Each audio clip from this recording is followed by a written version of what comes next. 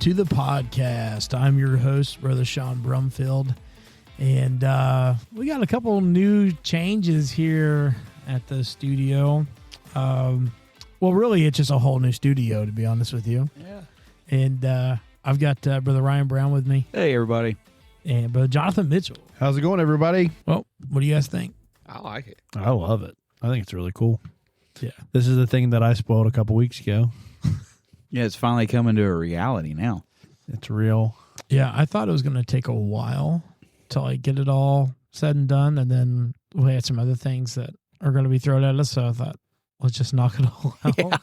Yeah, Lord willing, and I can't really divulge any of that yet, but Lord willing, mine and Sean's schedule is getting ready to get really busy really fast. Really busy. Mine's going to be busy too, but just for a different reason. We might borrow Jonathan a couple nights for that. Yeah, to help us out. Some big things going on at the church makes it nice. But all the secrecy. All the yeah. Well, it's not. It's. I know it's not official. It's official, but it's not official. It's officially not official. Yeah. Now, now that we're recording, it's officially not official. But when this comes out, I don't know if it probably won't be. Probably the week after the yeah. episode after this. Yeah. Will be. But yeah, I initially thought, I'll just take a couple pictures, couple videos, and then like do live updates or like put them up on Facebook. And then now I'm kind of like, it's done. Well, I got some things that still need to finish up a little bit. Yeah, but it's finished work at this point. Yeah, that stuff. I just wanted to get everything in here, right, and be done with it. But yeah, lots of wood, wood. Yeah, it's for nice. Those of you who will be viewing on Facebook eventually. I got to say though, I'm missing Harambe. He'll be here next in 2 weeks. I miss the decor, the walking Bigfoot, and Harambe eating popcorn. Well, they'll be coming back. Yeah, just not yet. Yeah, that's awesome. To be determined or to be announced, to be continued. Yeah, TBD is probably best. Yeah, yeah. So I got a question for you, Brother Jonathan. Okay. You made mention that you were used for a Facebook post? Yes. Like they had you model something? No. So he modeled. I did actually do a model pose, but it was still. So basically what happened is big thing in my life, I'm actually opening a new member center for Right Pat Credit Union. What's that mean? So brand new building. I'm like, you're the manager? No, I'm not the manager, but I'm in the crew. He's the first crew. I'm the very first crew. So we've been doing a lot of like what we call like nesting. But one of the things we got to do was lay some eggs. Yeah, right. I don't know. One of the things we got to do is we worked with Habitats for Humanity. Yeah. And we had photographers. It was in Tip City or based in Troy, but we're going to be in Tip City. But we went to Troy and basically I built 2 benches. We also, there was another group of us, like there's 6 of us on my team or on the team. We kind of got split off into 3 different groups, 2, and 2. My group was building benches. One built a picnic table, and then the other 2 were working on like a playhouse. Me and one other person were working on the benches. We got 2 of those done. Are these like pour out of the box, like IKEA type stuff? Or no, this is like donated wood. All of the material was donated. Oh, okay. So they have a like donated treated wood that they use. And basically what happens is there's no guidelines, but they have, the guys that work there usually every day have developed a strategy on how to build them and put them together. And that's what we were doing. So we were able to get 2 of them done. They're going to be used in the community or in Miami County, which is really cool. And then Right Pat sent out a photographer and took pictures of us doing that. Well, that's cool. And stuff like that. Were you sitting on the bench to make sure that it we did.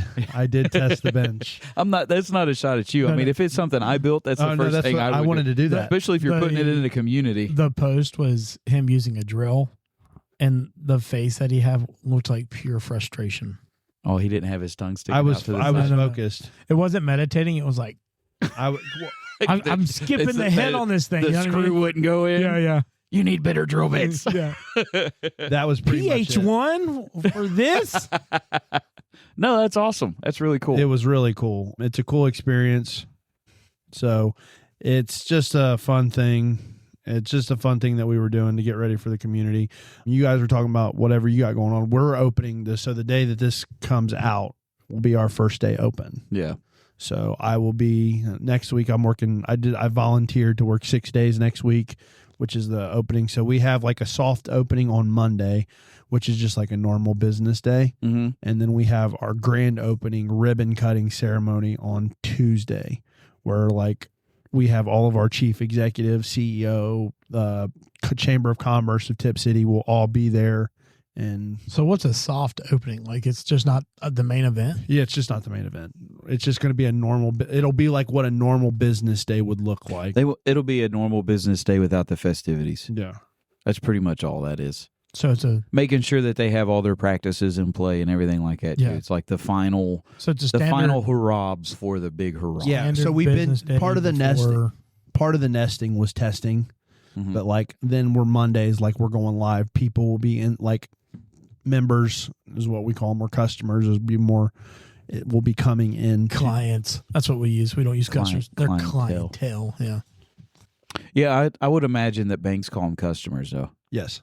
Depending on what part of the bank you're in. Yeah. So like traditional banks, like it's your investment, like if you're on the investment, they're generally a client. Like what I used to do at Fifth Third, they were a customer. Right, Pat, because we're a credit union, and when you, like, I don't know how it works in other states, but I'm assuming it's very similar. When you open up an account at Right, Pat, you become a partial owner because it's a conglomerate of everybody's money. Mm-hmm. It's not a traditional bank. So basically you become a owner, like a part owner in the credit union. So we call them members. They're members of the credit union. They're not customers, which was really hard for me to. Yeah, it's crazy when what part of the work and what you are is based upon what you call people. You know, like, so you sell insurance, so they would make you a client. Yeah. If I go to the grocery store and I'm buying groceries, I'm a customer. If I'm going to a bank teller, I'm a customer. But if I'm investing my money, I'm a client. Yeah. It's weird. I wonder what the actual legality difference is. I don't know. There probably isn't. It's just probably whatever. I think it's profession more than anything definitely else. the professionalism. I can see the difference. I think it's marketing too. Like how you like. Some people don't want to be called a customer. Like they prefer the clientele or. Oh, I don't know. I don't mind being called a customer because they say customer is always right. True. So okay. So customers buy standardized products and transactional one-off exchanges, while clients purchase tailored services or professional advice through an ongoing long-term partnership. Yeah. But then again, I would still think that for you it would be customer because you don't deal with. Oh yeah, ours is long-term. But would they go to you for everything, or do they call because you sell insurance, right? Yeah. So actually, it's my actual role is client relationship leader. Yeah. It's a CRL. So you're bringing people in, making sure that they're satisfied. Well, it's not just that, but I do the stewardship as well. Okay. So if I have a client, so my role is more than just personal lines. Mm-hmm. So everything is mostly commercial is where I make the money. Yeah. So if there's just for instance, there's a guy that comes in, he owns a major trucking company. I may go and take this guy out on a golf outing, right, to keep the relationship alive. Yeah, or we may go out to lunch. We may do these kind Bruce of things. Crisps. I hear they have some good steaks. I've never been there. I've never been able to afford it, but hey, clients are worth it, right? Yeah. It's not coming out of my pocket. Yeah, that was my experience with Bruce Chris was not great. So I wonder then if you're a full-time pastor, would they be clients or customers? I think they're called sheep, Ryan. I'm pretty sure they're called sheep. Sheep. I'm sorry. We're sheep, right, John? Yeah, sheep. Bah. Because it's long-term services, right? So with it being long-term services, that would make clientele. Yeah. Yeah. Yeah, but then again, you're not doing anything that's well, I guess you are technically investing in eternity. Tell me I'm not investing. There's a lot of investment. There's no monetary investments being made. No, yeah, that's true. Yeah, that's true. True. I think that's the big thing, the buying power. I'll tell you one of the biggest things that's kind of hard is when you have they tell you not to sell from your pocket. So like if something comes up that's expensive, not to be shy to present that and say that that's an actual thing. Cause like you're like, oh, these people may not be able to afford that or Right. whatever. That's been a hard thing to do. Well, yeah. You do have to, I guess, present everything. Yeah. Like I had a guy doing a deal right now that's like wanting like $20 million in life insurance. Mm-hmm. And it's like $500,000 a year. Phew. Yeah. What? Sitting in on that deal has been pretty crazy. Yeah. Yeah. That's a lot of life insurance. Yeah. Well, he just bought a sushi bar in Japan. He's got 4 or 5 restaurants here. So he's a pilot as well. Yeah. And dude's only like 35 or 36. Yeah. Yeah. $500,000 for life insurance? Yeah. That's For $20 million. yeah, but that's still. And you know what's crazy? That's a term policy. That's not even a whole life policy. 20 mil. 500,000. Oh well. I'm happy with what I got. Yeah. Put me in a pine box. Cardboard works. Doesn't matter. Burn me up. So, in all seriousness, though, this past couple nights ago, really, we had some pretty bad weather kind of sweep through the area. Yeah. Several tornadoes touched Wednesday down. night, wasn't it? It was Thursday morning, early Thursday morning. So we're recording on a Friday, Yeah. and so it would have been early yesterday morning. No, It was Wednesday night going into Thursday morning. The storms came Wednesday night, but the tornadoes, I don't think you had actually told. So I knew that the weather was supposed to be bad. I didn't really, but I don't ever watch the news or pay attention to the news. So I didn't even know that there was tornadoes that touched down. I heard that their storms were bad, but in my specific area, Dayton, we didn't really have any issues. Dayton didn't get hit hard, but there's some places up like towards Effingham, Illinois, they got hit pretty hard. It went through Florence. The water tower got hit really hard. Yeah. Indiana got hit hard. And there was a place in Ohio that they said also had a confirmed tornado. I don't know that there's been any deaths or anything, but I do know that any damage or anything like that that's hard on families, hard on homes. So Hard on the insurance industry. Yeah. I'm not looking at that. I'm looking more at the people. That's That's what we pay into insurance for, right? Yeah, but we all pay for it eventually. Yeah, I know it. But anyway, our thoughts and our prayers go out to anybody. To our Oklahoma listeners, we are feeling your pain. Yeah. For once. We're definitely praying for everybody that's been affected by the storms that went through. I seen a pretty interesting article that was up on Facebook, and it showed that this place in Indiana got leveled flat, and there was one crucifix just standing in the middle of it all, untouched. Yeah. It's like, wow, even in things like that is just, what does that crucifix really mean? You know what I mean? Mm-hmm. As far as like budget, it's probably really not that expensive, but to know that everything else got laid out, like, yeah, it's a tremendous symbol. Yeah, the cross symbol is a tremendous symbol of why we were able to claim to be saved. So, but it is amazing to see when you talk about storms and tornadoes and such like that. I mean, you're witnessing a portion of the display of power that God has. yeah. You know, I mean, I know you can go into the whole scientific explanations of everything and all that stuff, but in reality, I mean, you're seeing some awesome power to be able to go through and do the damage and level. And I mean, I seen a picture in Indiana where the F2 tornado went through, and you could just see that line where trees are standing, you know, and then you have that one spot right there in the middle where that thing just went through, and it completely leveled. But then these trees are still standing up. It's an awesome display of power. I mean, there's obviously a lot of devastation that comes with it and such like that, but to be able to see little stories like that, I remember years ago, major tornado hit in Alabama. We actually had some of our church members go down there and took supplies to families and friends, church people that we know, to help in that devastation. And they went to a specific spot where there was a lot of damage done. The whole city was gone except for one church. The church that was right in the middle of town was still standing. The whole town was leveled, sadly, but the church still stood. And it's, to me, I think stuff like that is just awesome. Awesome to read in a you know, the power of nature and people to say that it's not orchestrated by God is just like, I remember when Katrina happened. I mean, I was a young lad, and I guess I don't even remember the year that happened, but I can remember there was a guy at our church that worked for Waste Management, and they sent him and his truck all the way down there to Louisiana and stuff to help like do clean all that stuff up. That. Yeah. Like it just. Well, if you were part of the conspiracy theorists at that time, it was George Bush's fault that we had Katrina. He caused the hurricanes.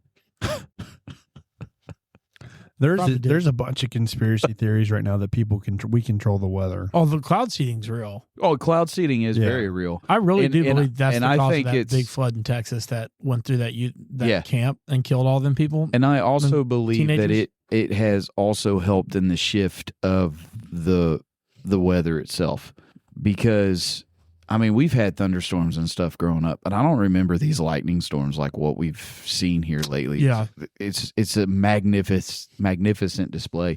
But when you take man and you try to alter what God's, because they're throwing chemicals up in the clouds to cause rain. And when you take man and you try to play God, you're only going to mess with, you know, it's not going to have a good outcome. No. But I remember storms being wild when I was a kid. So not as much. So growing up, I live in Miami Valley. So we would get thunderstorms, but because it's literally called the Valley, you're usually in a lower area. Generally, the tornadoes avoid the Dayton area. But if you remember a couple of years ago, we had that Labor Day. It was around Labor Day or Memorial Day when Dayton got, it hit up there by Scene 75, right? Yeah, there was like 6 tornadoes that touched down. I'm pretty sure one How long ago was that? It wasn't now. I mean, it was, what, 5 or 6 years ago? Well, I know 6, 3 or 4 years ago, Xenia got hit really, really hard. Yeah. And they took major losses. And that was like only 2 or 3. My third year, I think it was like my first year of insurance. Well, it was doing that. So what was crazy about that story with Xenia that was almost on the anniversary of when the big F5 tornado went and leveled Xenia. Yeah, and with me, like what I was saying, so like growing up, I remember thunderstorms, but we never really worried about tornadoes but after that Memorial Day tornado that leveled Dayton, Ohio, and like leveled several different parts of Dayton, it seems like every year now. See, I remember being a kid in Columbus, and we got crazy storms all the time. I felt like in July, like the past couple of years, July and August have just been dry, dead heat, you know? Mm-hmm. April's where we always got hit the hardest. But like growing up, well, I mean, March and April was always cold still, even through, because technically my birthday's early March. Yeah. So technically it's like around springtime, but it was always cold. It's always been cold. But I can remember, especially like on July 4th, I felt like it stormed every July 4th when I was a kid in Columbus. And it was always crazy, like sideways rain.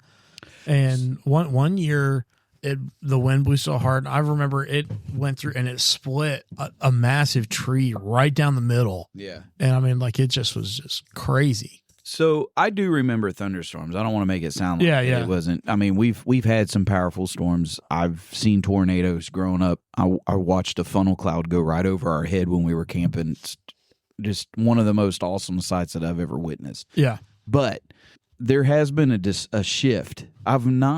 That I can recall in my lifetime. I don't remember all the tornadoes and stuff hit like they've been hitting. Yeah. I mean, last year there was a point where Ohio led in the most confirmed tornadoes touchdown. And that's not normal. Yeah. You know, obviously the Bible says that there is going to be a shift in seasons and all of that stuff. We are going to see that shift and everything of that nature. I mean, that's biblical. But I'm not like this huge conspiracy theorist in the point that I'm like all of this is taking place. But they are legitimately doing things to mess with the atmosphere, and that's going to have it's going to cause its problems. Generally, when man tries to play God, it's never worked out. It never does, because we realize that we're not in control. Yeah. So, a side note: did you guys in school ever make the homemade like rain cycle box? No, I did the 2 liters with water on each side. So the little homemade little shake it up, and you watch the tornado go from the top to the bottom.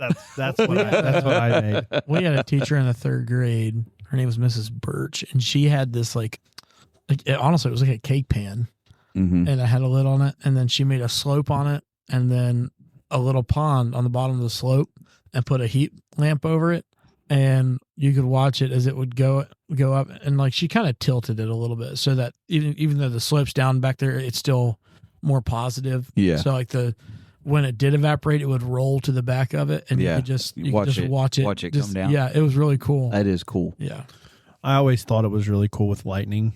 Like when I found out that it's just positive and negative charges trying to meet that create the lightning strike, which for you, that's like an electrician. You probably knew that, but like I was probably a teenager, like later teen years, like 15, 16, when I found out that basically the reason why you see lightning is, I don't remember which one is which, but I think ground is negative and the sky is positive, and basically they're trying to get to each other. So the way they get to each other is through that electric lightning. Yeah, and once they meet, that's when you see that real quick bright flash, and it's like an arc, a short circuit. It's pretty much what you're watching is pretty much magma, plasma going through the sky.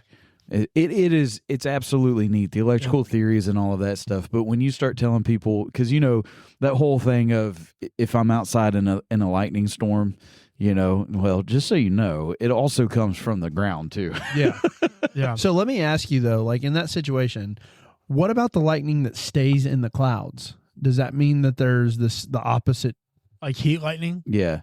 Well, even in lightning storms, I've seen like with thunderstorms and stuff where the lightning never hits the ground, but it's like in the clouds. I think we're just seeing the after flash that even though we can't see the ground, it hit the ground somewhere. You're watching a discharge is really what you're seeing. So all of that static is pretty cool. But when you're hearing, or when you're seeing it and you're hearing the thunder, you're watching the reaction. You're literally watching the reaction go. Yeah, I think weather is such an interesting thing. It's cool. So the way what happens with plasma is it gets it's a gas with a positive charge, and so what it is it's the nitrogen in the air getting that positive charge, and what it does is it excites those electrons, and as they go up, when they're coming back down, they're releasing the energy because they don't want to be out so far out. So it's coming back down. That's what gives off that crazy light. Yeah.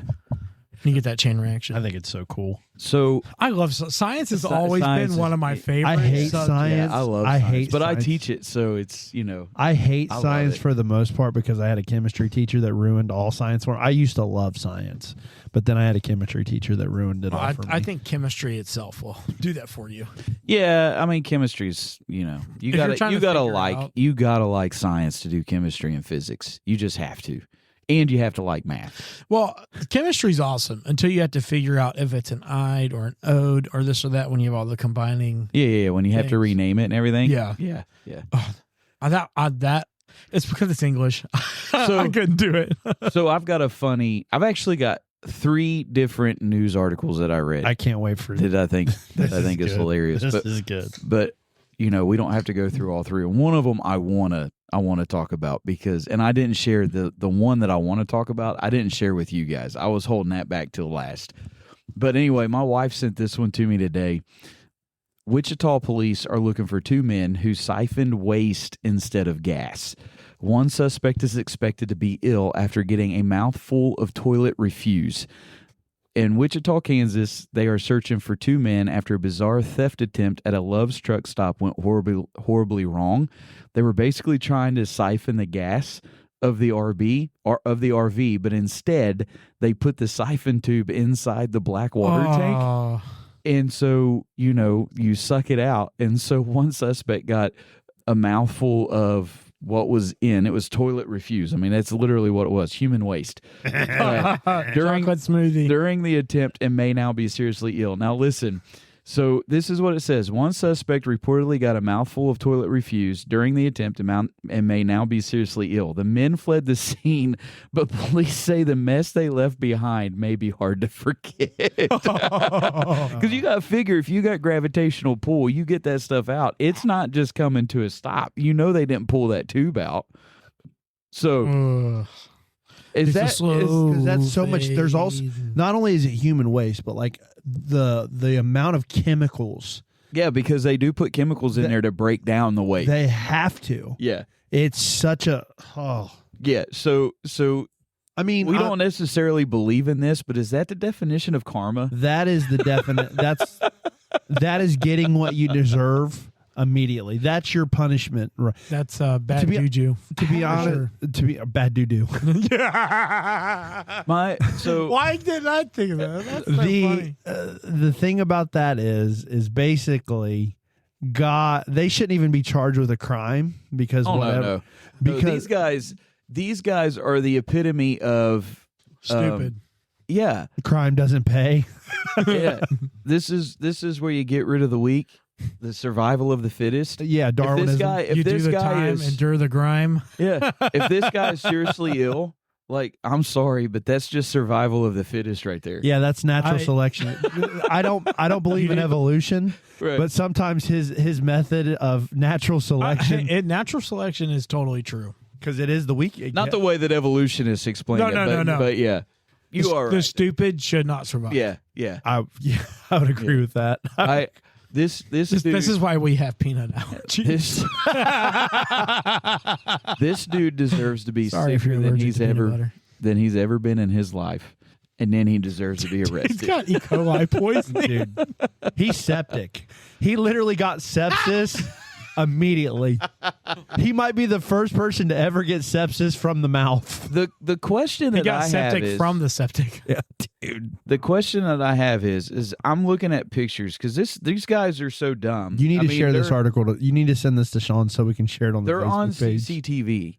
Okay, now I've been around campers, I've been around RVs, and I've never seen the gas tank hidden inside of a compartment.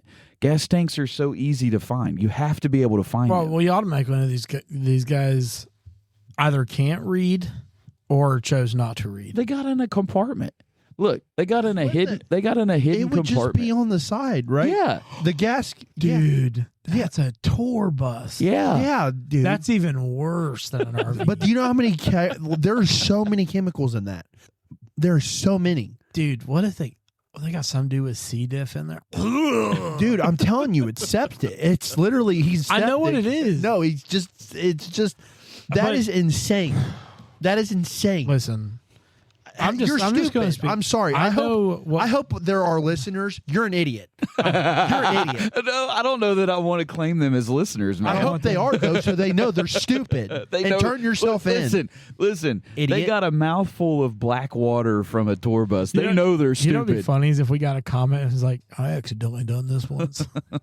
Okay, if you did, I'm sorry. Why are you siphoning your septic tank? I'm sorry, you're stupid.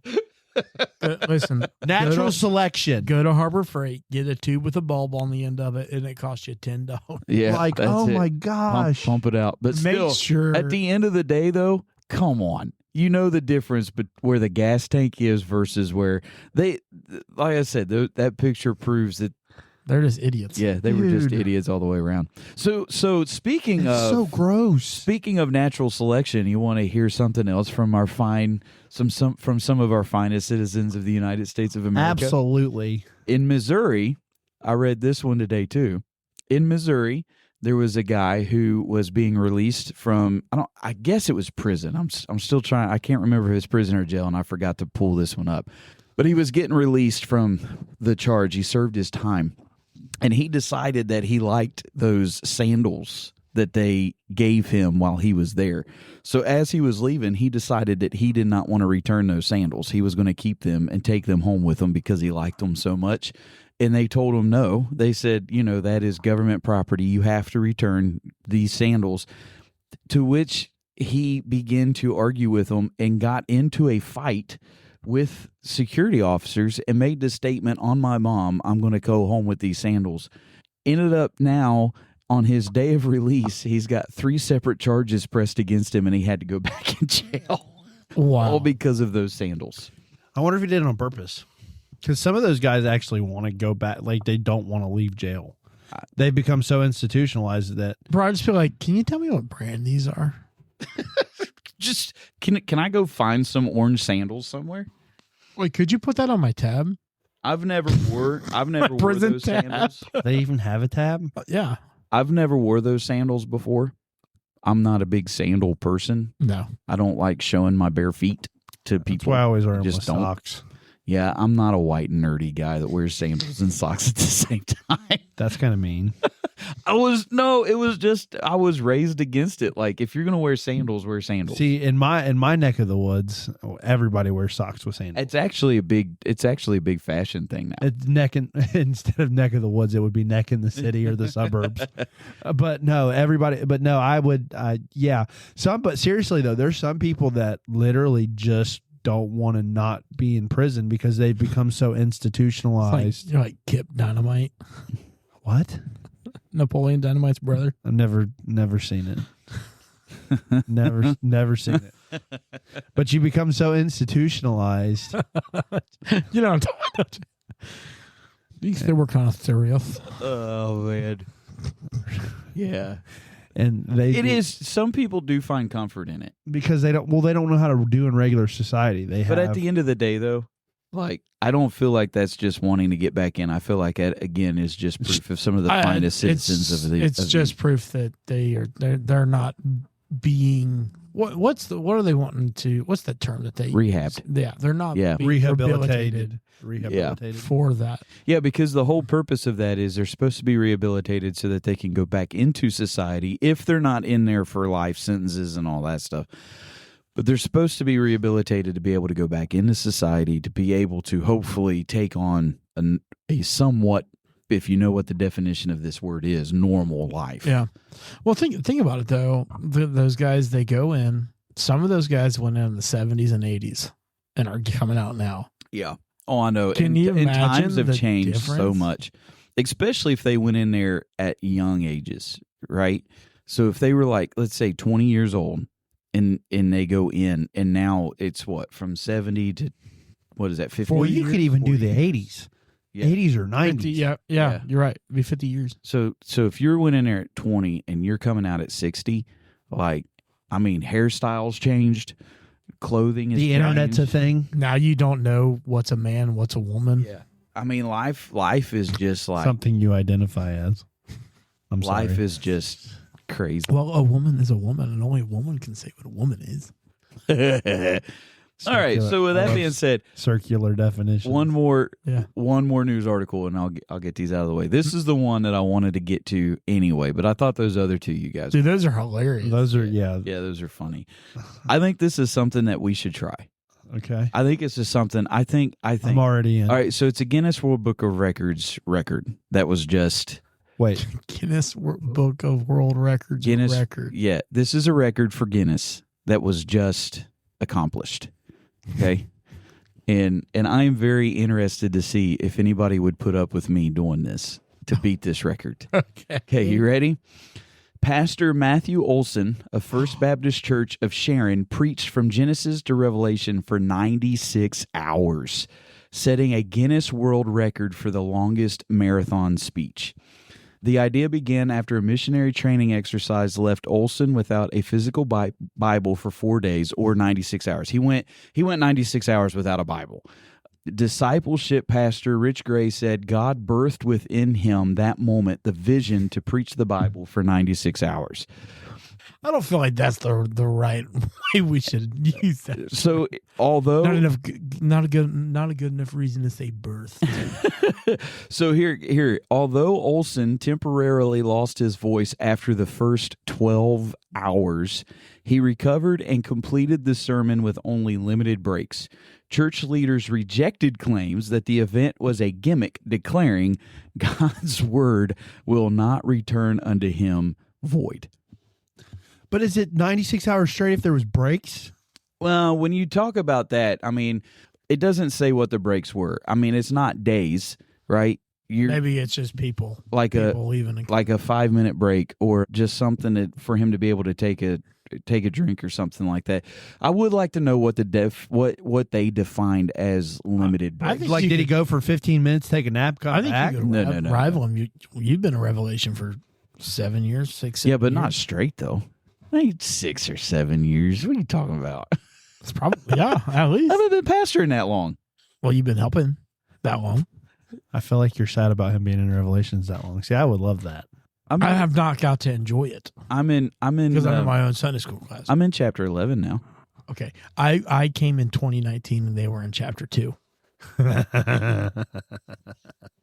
They just recently got out of chapter 2 like last year. No, so now you're flying. Well, we spent. Come on, now. That was a long time. We spent a lot of time in the churches. The letters to the churches, because there's a lot of stuff with the letters to the churches that is still affecting us today, and it sets up what is happening as far as the end time stuff later. So yeah, we did spend a lot more time in the letters, and once you start getting into the rest of it, you're able to really kind of start moving rather quickly. Not too fast, but you are able to move a little bit faster. That's kind of crazy, though. I'm not gonna lie, that's a long time to study Revelation. That's a long time to study. Do you know that there's stuff in some of the churches that was established that we're still seeing today as far as in our medical fields and stuff, even symbols and all of that? And it's like Catholicism started and all of that. Like it's tremendous when you start studying it out. But a lot of times we take up bits and pieces of it and we're like, we run with it, you know. And you don't look at the whole history of it. You gotta, when you do the letters of the churches, to really when's he coming back? Yeah.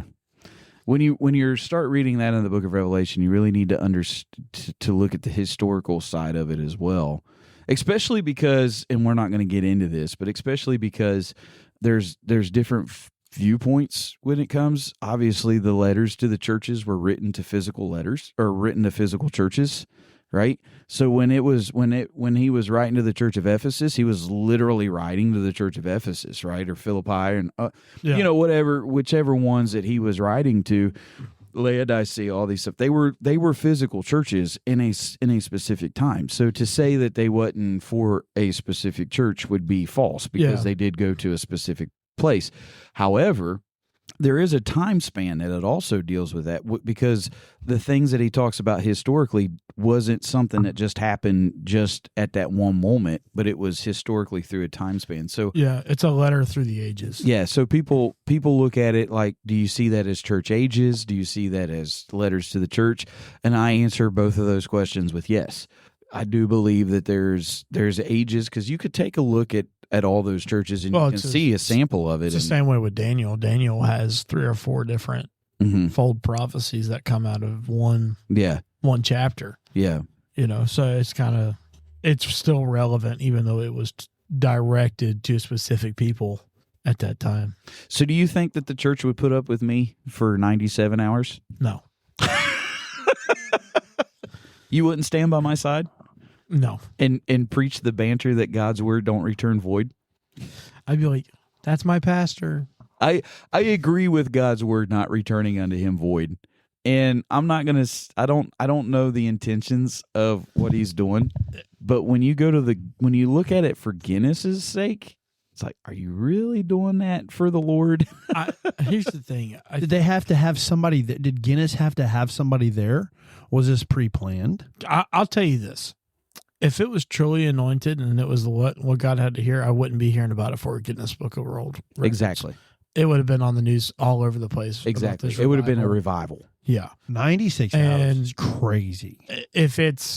That just seems like a stunt to me. Yeah, me too. Yeah. Me too. Because I support you in a lot of things I wouldn't support you. Here's the thing, though. Even if they just recorded it and sent it in to Guinness, they would not recognize it because there was not enough. No, they had to be there. Somebody had to be there. Yeah. They have to have an official. So in order for that to happen, you have to have it in your mind that you're going to break this record. I'm trying to think if there's any preacher that I would listen to for 96 hours straight. Jesus. I'd listen to Jesus for 96 hours. But you know what? Most of Jesus' sermons were 15 minutes. But I'm just saying. You know what I mean? Maybe Paul. Maybe. I mean, look, 96 hours. I'm just talking about a modern minister that I would probably listen to. Well, that's what I'm saying. There's not one. Jesus. I would listen to Jesus. That would be who I would listen to for 96 hours. I mean, somebody who is just, you would have to be anointed that whole time to be able to keep my attention. And I'm sorry, but I don't think that's going to happen. Yeah, I don't think so either. I don't. You would be Look, glowing. I can listen to people. They would have to veil your face as the glory would be shining too brightly. If you 96 hours, you're on the other side. You've crossed over Jordan. I mean, 96 hours. Moses was gone for 40 days. So, I mean. Yeah, but he was being ministered Yeah, I know. to. That's what I'm saying. Like, I just don't see how that's even. I don't know. That's not even relevant. I can't comprehend. Jesus. I would listen to Jesus. Listen, somebody has to be preaching really good for me to get along with over an hour. Okay, so yeah, you lose me after. I can stick with people. So I have a longer attention span with that. Sorry, I didn't mean to cut you off there. I apologize. But I have a longer attention span. But if you're over an hour, you start to lose me. Yeah. And I to be honest with you, I think a lot of the good preachers run out of stuff in 45 minutes. I have For them, unless they're like, but then again, there's been guys that have just been anointed the whole time. But they're doing more than just preaching. They're pointing fingers, pulling people out, doing this, that. You know what I mean? Like there's a lot going on, or it's really edifying the body, and everybody's just backing it. I have been in church services growing up that I will attest to this, where the preacher preached about an hour and a half every night for the week. And it felt like it was only 15 minutes because it was that powerful. It was that. Was this like a standard Wednesday night? Or No. This was a youth camp. It was at youth camp. Well, I can do that. But like I said, it was like an hour and a half, and the guy was like I'm telling you, it felt like 15 minutes. Dude, I get it. And I know what you're talking. I've been in services like that where the preacher preached for an hour and a half and it felt like 15. I have to say, when we went to ministers conference and brother Wood, what was his first name? I know who you're talking about. Something Wood out of California, and he preached on Jude, a servant of Jesus Christ. That dude preached a long time, but it was so good. It did not feel like as long as he preached. I'd say he probably preached an hour to an hour and 15 minutes. And the whole time I was like, dude, this is like and you can feast on it. You can feast on it. Absolutely. Yeah. I'm not saying. Of course, then again, you're preaching to preachers who's hard to do. Right. Anyways, that's just amazing. And I'm not saying that's norm. I'm just saying that in the atmosphere, in the thing for that specific time, God was dealing. It was powerful. I'll never forget those times growing up. And to me, I thought he was up. Like I really thought, man, I could listen to you another hour if it only felt like 15 minutes. How much of that was altar call though? Not that much. Really? Yeah, not that much. But people were, with that being said, as far as altar call, like him calling people up into the altar and then people praying as they're doing that stuff, there were people that were getting in, praying, getting through as he was still preaching, but it wasn't a formal altar call. Okay? Yeah. See, because here's the thing. I can recall people preaching an hour to an hour and 15, maybe even an hour and a half. But 45 of that was trying to get people into the altar. Yeah. And it was, I mean, like, I'm just going to say it, like, these were heaven or hell services. Yeah. I mean, like, you could cut conviction with a knife. I mean, right. It was just so thick. I've been there too, but like these ones that I can recall growing up, it wasn't like 45 minutes of altar call. Yeah. Okay. I mean, he spent some time on the altar call, don't get me wrong, but it was just how God was working in these young people's lives. But with that being said, I've been with preachers that's preached 5 minutes that felt like they were up for 2 hours. But, yeah. Been there. But I'll tell you this, dude. My favorite are the guys who can come in. Well, I mean, I love preaching. What I'm getting ready to say is not what I'm saying. But the guys who can come in, preach 30 minutes, and have a fantastic altar call. Yeah. Like to me, Brother Jody Silvers was like that all my life. He'd get up and he'd preach 20, 30 minutes at youth camp. Yeah. And have those altars packed. And not just come down, they pray 10 minutes, get back up. I mean, people lingered around the altars. Like, to me, it's like the efficiency of that, of getting in, saying what the Lord has for you to say, and then him doing the rest. Because there's been a lot of guys that I've listened to that have preached an awesome message within 20 minutes, but they're like, oh, it's not long enough. And then they just, And like the spirit is like so high, ready to move, ready to pull them in. And because they haven't met their time limit, in their they mind. just drag it. And I'm like, you could have just cost somebody It is salvation. You know what I mean? Yeah. So I have been in service with individuals where they were up 15 minutes and it felt like they had just got to the meat and the potatoes of their message, and then they call people in and it's like, dude, 5 more minutes, 10 more minutes. Like you haven't reached it. You're still dealing. And then at the same time, I'm that way. It's something that I've learned. Like I'm obviously not the best at it, but I think I've done pretty good about cutting myself down to about 35 minutes is my typical anymore.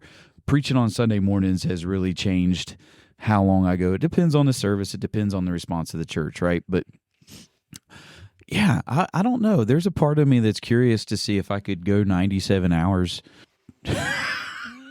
I'm going on vacation that week. I have 2 questions for you guys when it comes to, so like obviously we're all 3 preachers. Let me ask you guys this. Do you guys ever try to figure out where the preacher that you're listening to is going? Like, do you try to put the piece, and this could just be a personality thing with me. I like to try and see, I'm listening actively, right? Obviously I'm paying attention, but I'm also trying to connect the dots of where they're going to end up or where they're going. No, Typically, no. I can't. Is that a bad thing that I do that? No, there's times where It's just a different thought process. Yeah. So there's times where I've had preachers preach that I just knew where they were going to go. Yeah. Because it resonated within. Now, there are times where preachers have taken a text and I've sat back there going, how did we get here from there? Like, I know what you read, but this isn't what you're preaching. Your text had nothing to do with the message that you're preaching. So, but as far as like, I don't try to figure out where they're going. Yeah, I want to be led and fed. Mm-hmm. So like, to me, the epitome for me of being led and fed is Brother Jerry Pasquarella. Like he just the way that he presents the Word of God, and like he doesn't just pull out this like hidden feature in the Word that's never ever been studied before. Like, you know what I mean? Yeah. Like it's not like he's pulling out this super secret. What's the order? And he just, I think like, he's a wonderful orator too. He just pulls it in and shows you a different perspective of what that of what the Word of God says. And like, to me, that's refreshing to be able to see that. His whole ability to be able to bring his message out, the command of the English language. Oh yeah. Obviously, we've like, talked to him, his stories, all that stuff. It's a gift. It truly is. He has a golden tongue. Yeah. There's just and then you get in the guys who's like Brother Russell McDonald, and the whole time he's just son, and he's walking your row the whole time. Yeah. So I mean, I think it's just kind of like, to me, I like it when a preacher surprises me. Yeah. Okay, so that's a good way for me to phrase it. I like it when I'm wrong. Okay. I like it where I think I try to piece it together. So you don't like predictable preaching, is what you're saying? No, it's not. No, because that sounds bad. I don't think it sounds bad. I just think like it's kind of like, for you to get the meat, you have to be challenged by it. I just like seeing the angles. Yeah. I like seeing, because like if I think you're going one way and then you come at it from a completely different angle that I didn't see, it's like, that's awesome. I love that. Yeah. So but even if we're on the same angle, I still get a lot out of it, because everybody's case in point, you helped me at youth camp, which I didn't end up using it, but like we were talking when me and you were going to copy each other's sermons, basically, or I was copying your sermon, or you were preaching on Shadrach, Meshach, and Abednego. You told me to preach my message the way, because it was going to be different, because its delivery is different. I mean, even you and me with that whole story, literally use the same text, same words, same everything, but it still would have been different. Yeah. But like, it's just, I like it when an angle gets taken, like if it's not out of context. Like, I know that's a big thing, is like if you take something out of context, then but like, I love it when you come at it from a different perspective and like a different angle that I didn't see coming. Yeah. I think because I love preaching. It's my favorite thing. So if we just had church services that was just preaching, I'm all for it, because I love that. I love the Word of God. And I mean, were you begotten by the Word? Mm-hmm. But when it comes to perspective, I like being able to see things differently.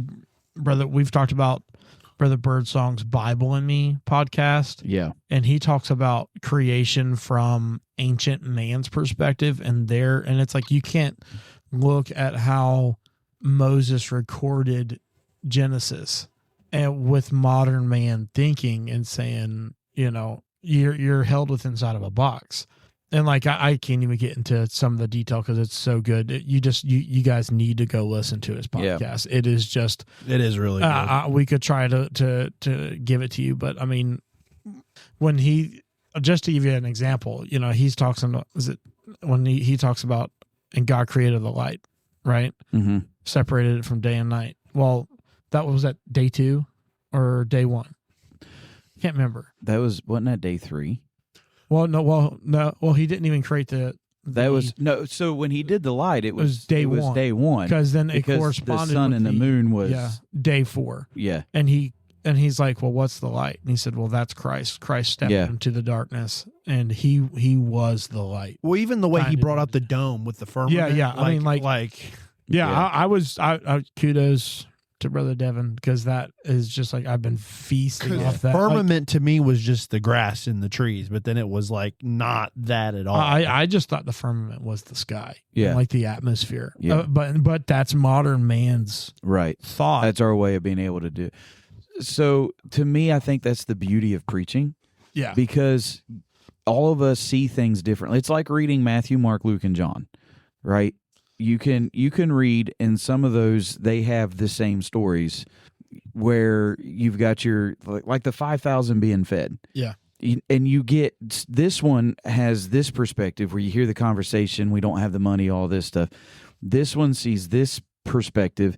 And then you got Mark, where it's like, the after effects. He's the only one that records Peter walking on water.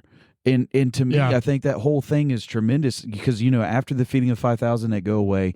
Mark's the only one that looks at Peter walking on water. He did see Peter walking on water, didn't he? No. He's not the one. But what Mark does say is that when he came back into the boat, I think it's John that talks about Peter walking on water. But I think it is John. But what Mark says is he says that their hearts, they didn't even understand, or they really didn't even pay attention to. They were caught in awe that the storm even ceased because their hearts were hardened. They didn't even consider the miracle of the loaf. We're actually both wrong. It's Matthew. I think he's the one too. I think Mark was the one that also recorded Philip.